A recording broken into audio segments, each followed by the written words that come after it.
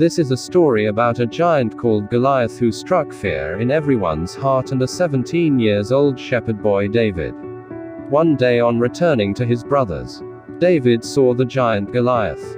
He heard Goliath shouting and giving an open challenge for a fight. He saw that the men were afraid of Goliath.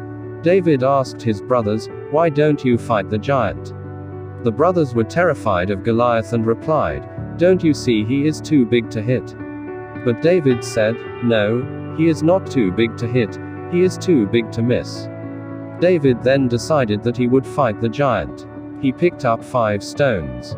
He took his sling and went to fight Goliath without any armor for defense. Goliath laughed on knowing that he had to fight an unarmed young boy. He brought only a sling and 5 stones, against Goliath's sword and shield. Goliath came at David to fight. Then David put a stone in his sling and threw the stone. The stone hit Goliath in the head. Goliath fell to the ground.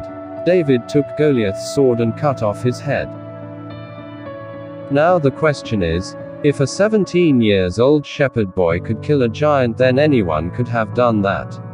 But what made only David do that? It is his positive attitude that made him do that. It was the same giant but different perception. On one side all the men were scared of Goliath's giant appearance, but David saw it as his weakness. David was not trained nor he had any equipment to fight the giant. But he knew that size doesn't matter, it's the courage and commitment that matters. So think bigger than the challenge, be bigger than the obstacle, and act as if it's impossible for you not to fail.